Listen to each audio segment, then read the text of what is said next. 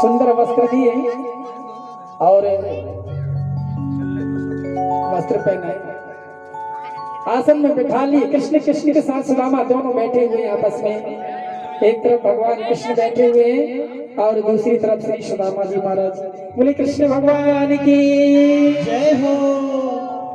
और सुदामा जी महाराज ने पूछा, कन्हैया ये तो बता भैया, ब्याह होगा कि नहीं है? शादी विवाह तो हो गया ना, अकेला तो नहीं है? द्वारकाधीश भगवान मुस्कुराते हैं। अरे बोले मित्र क्या बात? मित्र जो होता है ना, अंदर बाहर की सब बात कर लेता है मित्र से। एक मित्र ही है जिससे खुल करके बात की जाती है। बोले सच्ची बता ना, विवाह हो गया फिर या फिर ऐसे ही? बोले नहीं नहीं, विवाह हो गया है और क्या बताऊं। तो बोले आशीर्वाद नहीं दिलाई? अभी बुलाता हूँ। तुरंत आवाज लगाए, आ जाओ सब, एक लाइन से आना। एक आई, दो, तीन, चार, पाँच, छह, सात, आठ, नौ, 10, 20, 25, 50 आई। सुदामा जी महाराज पूछ लगे अभी कितनी लाइन बाकी है? सब धीरे धीरे चली आ रही है, कितनी बाकी? बोले महाराज कछु ना कहो मित्र, 16,108 हैं। सुदामा जी महाराज ने कहा तो फिर एक बात तय हुई, सबके बदले में मैं तुझे आशीर्वाद दिए देता हूँ।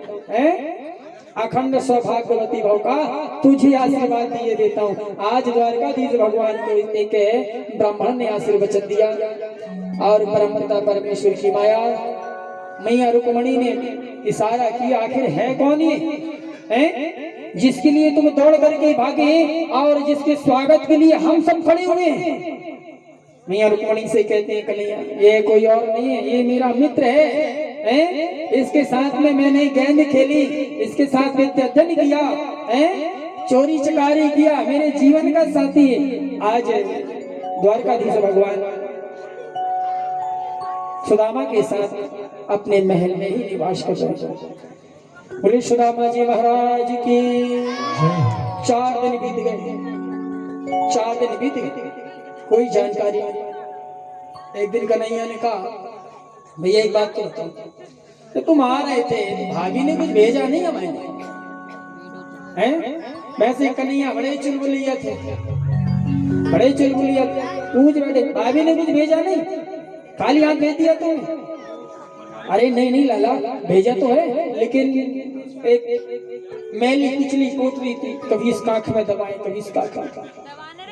कन्हैया ने कहा अभी भी तुम्हारे वही लक्षण है, अभी भी वही लक्षण है, कुछ भी परिवर्तन नहीं आया, कुछ भी परिवर्तन नहीं आया। कन्हैया समझ गए सुदामा जी महाराज के भाव को, और काख में जो दबी हुई पोटली थी तुरंत छीन लेते हैं, झट से छीन लिए द्वारकाधीश भगवान ने और पोटली खोल करके देखी। क्या करते हैं? पोटली खोल करके देखते हैं और पूछते हैं किसने बांधा है? सुदामा जी महाराज कहते हैं किसी और ने नहीं, मेरी पत्नी सुशीला ने बांधा। गांठ बड़ी जोर से लगी हुई थी, मैया रुक्मणी परेशान हो रही थी, मैया रुक्मणी परेशान हो रही थी देख देख करके कि द्वारकाधीश अब क्या करने वाले हैं। गांठ छूटी और जो ही गांठ छूटी देखे तांदुल, बड़े खुश हो जाते हैं। कन्हैया हंसने लगे, वाह भाभी ने तांदुल भेजा, अरे भाभी ने तांदुल भेजा, बड़े खुश हो जाते हैं।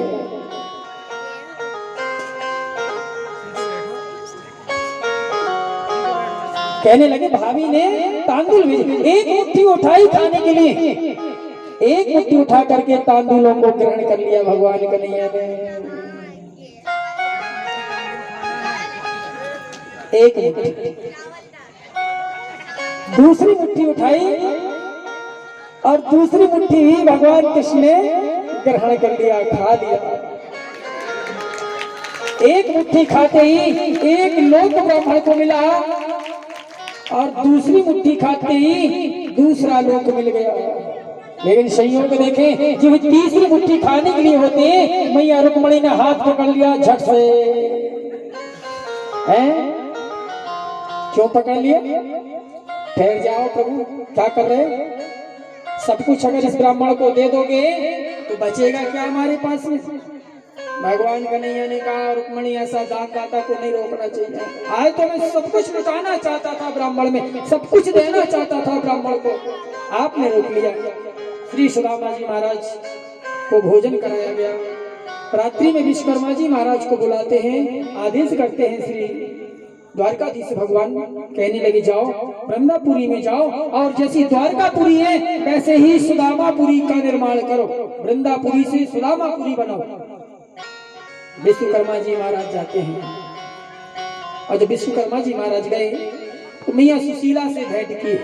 सुशीला मैया ने कहा बोले देखो तुम भवन बनाने आए हो, लेकिन एक बात तो बताओ, क्या मेरा अकेला घर बनाओगे या फिर पूरा नगर बसाओगे? बोले मैया तुम्हारे पति ने सेवा करी भगवान की, उसमें खुश है, इसलिए तुम्हारा मकान बनेगा और किसी का आर्डर नहीं है। जब उनका नाम आएगा तब उनके मकान बनेंगे, अभी तो तुम्हारा नाम है तो बस तुम्हारा मकान बनेगा। मैया सुशीला ने कहा तो लौट जाओ, सुशीला मैया ने कहा तो लौट जाओ।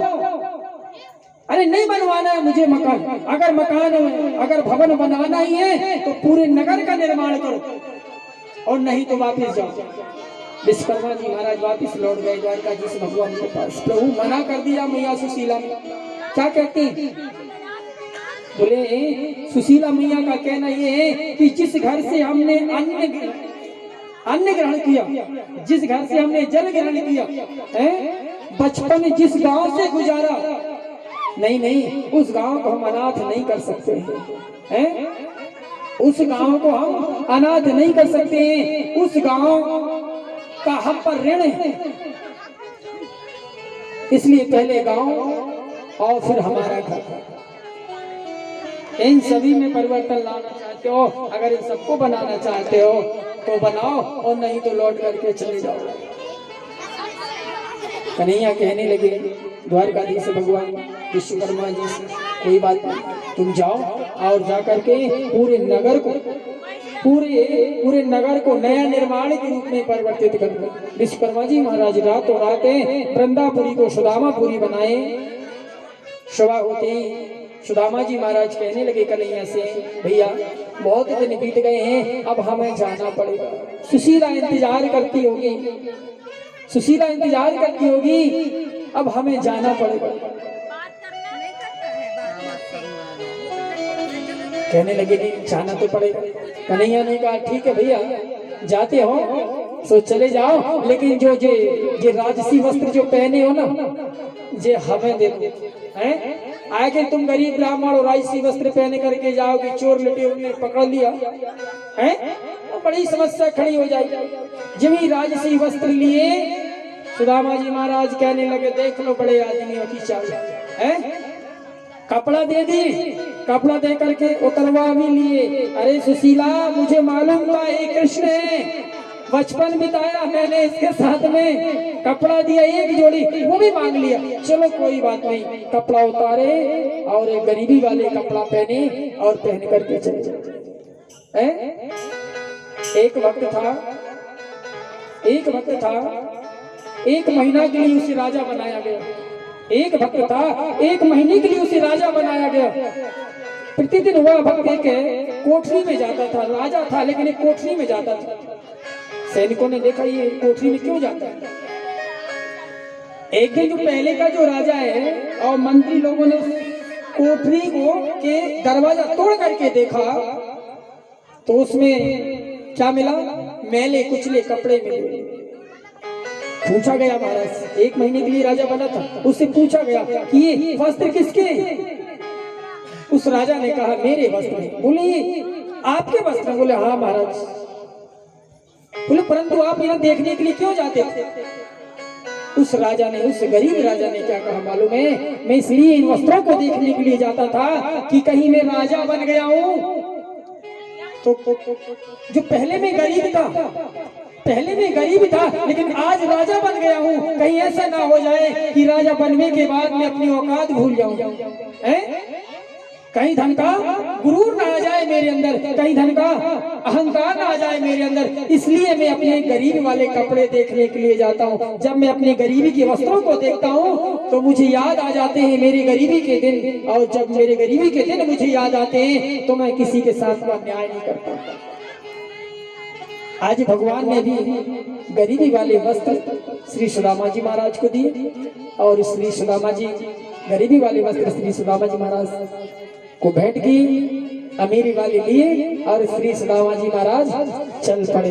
हरे कृष्णा कृष्णा कृष्णा हरे हरे, हरे कृष्णा कृष्णा कृष्णा हरे हरे।